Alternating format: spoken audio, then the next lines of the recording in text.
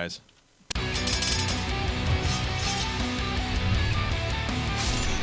Tin Kyunggishan Dojian.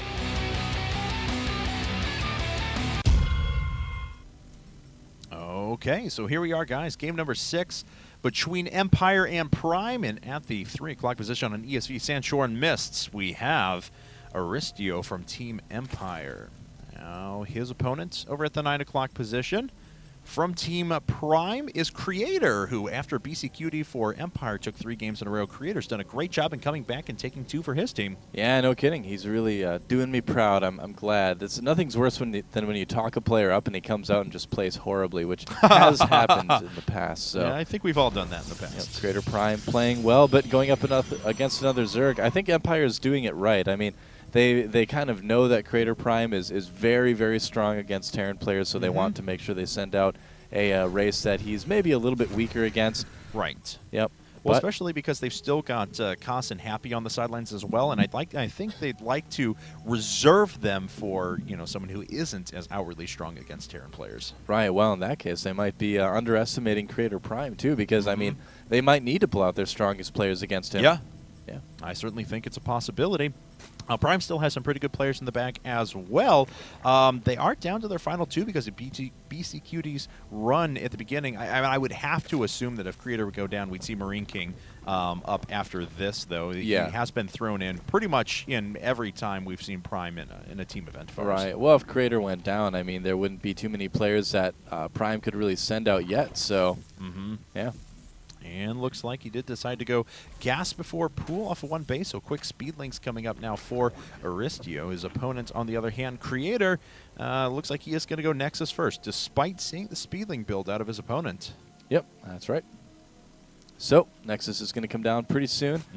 In fact, there it is right now. Yes. If you ever zoom in on the Nexus things right now, they look really cool. Like if you zoom way in on it, I don't know if you have that I've the enabled. scroll unbound, so sorry. It's okay. So we had a problem for a while. I have no idea why, because I'd love to use the middle mouse button to fly around the map, obviously. And we had this bad problem where I was just like every 2 seconds, zoom in, zoom out, zoom in, zoom out, zoom in, zoom out. Yeah, you got to be careful with that. Yep, exactly. So it's true. Working on my observing still. So will Creator.Prime go for the Stargate tech again, or will he go for something a little bit different against Aristeo? It is a 2-player map. Yeah. But the same principles kind of still apply. He could still do the Stargate tech to kind of harass the 3rd, or maybe even harass the main and the natural too, if he felt like it. Sure. And Creator's not taking any chances. He is full walling his front wall here now. As Photon Cannon is coming up, we have a few Zerglings out just to make sure that the base will be protected, and the hatchery is going down. Let's see if Aristeo decides to go for a quick 3rd. In response to that Nexus first, very fast expand build out of his opponent. In fact, what has he seen from that? Well, by the timing on the buildings that he's seen, I would assume that he has to think that there's a Nexus up. But I'm a little bit surprised that we haven't seen any Zerg yet in this matchup go for the 2nd hatchery after the natural before getting gas. That's becoming very popular in ZVP in Korea right now. And the reason is because all the Protoss are playing so greedy. They're going Nexus first, Forge expand, things like that. And going for just 2 base for a long time leaves Zerg at kind of a disadvantage, I think. So we see a lot of Zerg players like Dong Regu going for that 3rd base before even getting gas. And I think that kind of helps you keep that little economic edge. And against a player like Creator.Prime that's so passive by nature anyway, I feel like that would be a really good opening to use against him. So I'm kind of surprised that we haven't seen either Violet or Aristeo do that. Yeah, I mean, Violet, of course, tried to do something a little bit weird last game. But, I think that's a definite possibility out of Aristeo. We still may see that yet because, as of last check, still not mining off of that gas quite yet. Wants to make sure that he gets a good economic footing with multiple queens, things along those lines to begin creep spread. And 3rd queen actually on the way, but no inclination of a 3rd hatchery quite yet. Right. Yep, there's Stargate again. Creator.Prime, one of his flaws, I would say, is that he does tend to be a little bit one-dimensional in each of his matchups. He doesn't have the wide range of builds that you would see from a player like Marine King or something like that. Sure. But, the small number of builds that he does very well in general. So it's worked out for him so far, but oh, looks like those units get caught, though. That doesn't help at all. Yeah, good job there in the middle, as a matter of fact. And in fact, that Zella was trying to break its way away, and so it was incrementally moving, and then the AI was targeting a different Zergling each hit. Whoops. So a lot of the Zerglings are very low, and it actually didn't take Micro out of Aristeo. He just ended up getting really, really lucky there that those Zerglings didn't go down. So a good win for him. He's done some damage up at the front. He's starting to mine gas once again and droning up pretty considerably. Yep, that definitely works out. So let's see. I was in the middle of saying something and I forgot what it was, but oh well. Enough of that.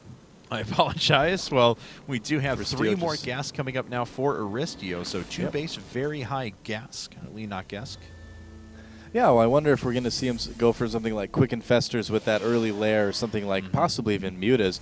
Mutas have been pretty popular in PvZ right now, and I think in general on most maps they can work pretty well. But I don't know, a lot of people like Infestors too, so we'll have to see. A lot of people like Roaches as well. It's kind of the old standard in ZVP is just to go to Roaches with upgrades.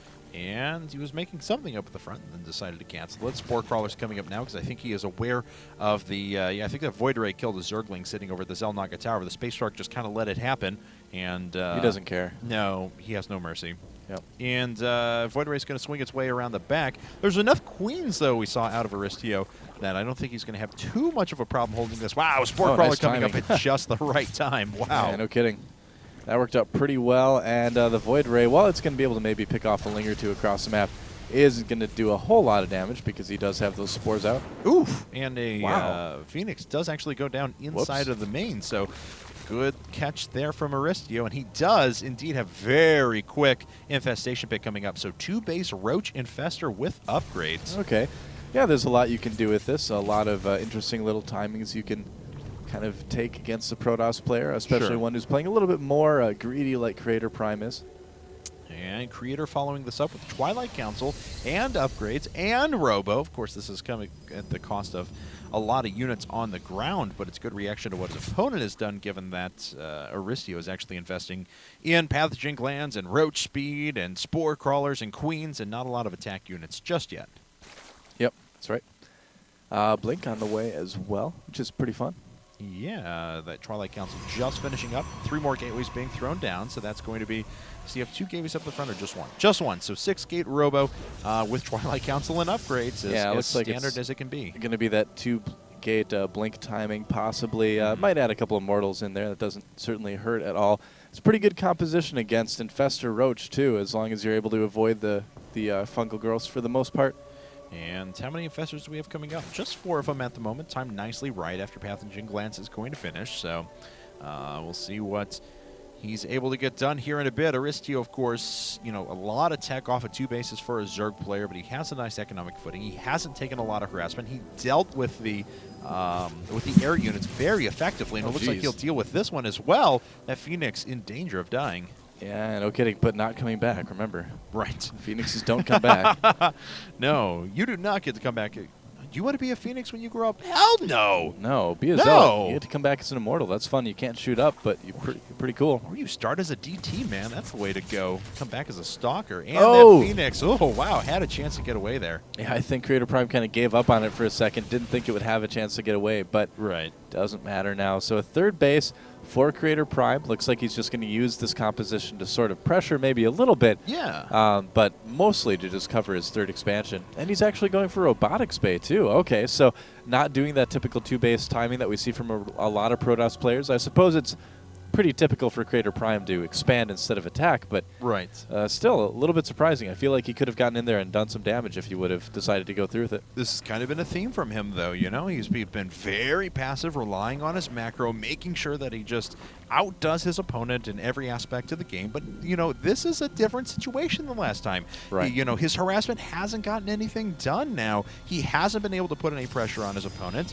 And Aristeo has just kept on a really, really nice footing here with all of his, not just macro and economy with a 4th base coming up, but also his tech was invested in so early that he has a very powerful army coming across the map. I feel like Aristeo is doing a good job of kind of staying 1 step ahead of his opponent the entire time. I mean, he's already adding on that Spire in anticipation for the Colossus switch, and he's going to be able to go ahead and use that to get Broodlords later on as well, which is kind of the other unit you usually want to add into the Roach Infestor combination. So, yeah, at this point, Aristeo just playing really well. I don't know, this is a little bit of a dangerous attack here to move in This could end up being something he's going to regret. Oh, wow, he lucked out there. Oh, wow, that was so close to just losing a ton still of might lose a infestors. couple infestors. Yeah. Loses one with full energy as well, trying to get these roaches to start doing some damage. He's actually, because he was attacking this little choke point, was getting quite a bit of damage done, but now needs to back away. Yep. Yeah, unfortunately, Creator just has way too much there, and he's just going to punish that army. Yeah. So that didn't go quite as well. No. Surprised that he decided to just move up that ramp without really checking it first. But right. maybe thought he could get in there and do some damage. But, man, he's really paying for it. The Blink really helping Creator.Prime pick off those infestors. That is such a huge investment being lost right now for Aristeo. And it looks like all of these full energy infestors were the ones being targeted as well. They're finally backing away at the moment. A couple of fungal growths hitting some stalkers, so they're getting low in health, but, you know, Aristeo did invest in quite a bit there. He is going up to Hive Tech now, though, so he is going to be able to move over to Greater Spire Tech in a bit. Yep, get some more upgrades as well. That'll always help out. Oh, yeah, definitely. There's a Void Ray merged with the head of that Colossus right there. Yep. That's actually pretty funny. I don't know if those are on a new unit for Heart of the Swarm, Void Colossus. Oh, there God. it is. Well, that's turning its lasers to the skies now. So that's right. It's just got 3 lasers: 2 that shoot the ground, 1 that shoots anything. That's Void Colossus right there. Devastating, man. Next is Space Shark. Space Shark silently nodding in approval as he flies past and surveys the scene. Even more scary than the Hydra Roach. All right, well, here comes Aristeo now. He's going to try and swing on by with a little Ling run by, but that's not going to get too much done. There's enough zealots there. They'll be able to clean that up, and the Zerglings say, nope, start running back home. Yep. That's Void Ray is just not getting out of the head of that Colossus either. No, it's pretty awesome, man. He's blazing a trail here. You said Creator.Prime was good. You didn't say he invented new units. I know, yeah. He just, like, slaps 2 units together, and suddenly that's it. Oh, big attack from Aristeo. Oh, he's trying to pull back. Yeah, Fungal Growth's hitting quite a few units there, and actually quite a few units that you see from the health there. The front line of units actually taking a bit of damage. Nice job with the Force Fields to zone out a bunch of the roaches on the right-hand side, but they are starting to push through and punish this army. One of the Colossi have already fallen. The second goes down as well. There are Corruptors up as well, as our Greater Spire is on the way now. So Creator.Prime loses quite a few units there. Aristeo doing a nice job engaging, but of course... Oh, no, that's not good. Oh, Overlords, get back home. Oh, man. Overlord Suicide Club right there. No kidding. Drink the Kool-Aid, I suppose. Just join hands and, like, jump in front of the stalkers. And looks like Creator's going to push his way up to the 4th. It's going to be a lot harder to defend from Aristeo. In fact, I'm not sure exactly how he's going to do that. Yep. Well, he's going to lose his base, certainly. He's still not out of it yet. Right. Like I mentioned earlier, he's got a good composition here, and he is adding on Broodlords. So yes, he is. He, you know, if he controls it well, he could still take down that army. The only thing here is that he's just lost a lot of infestors. I mean, he still has a lot, but the fact that he's had to make so many to replace them has really kind of kept his roach count down. So he's going to really need to make every single fungal growth work to be able to hold off this army.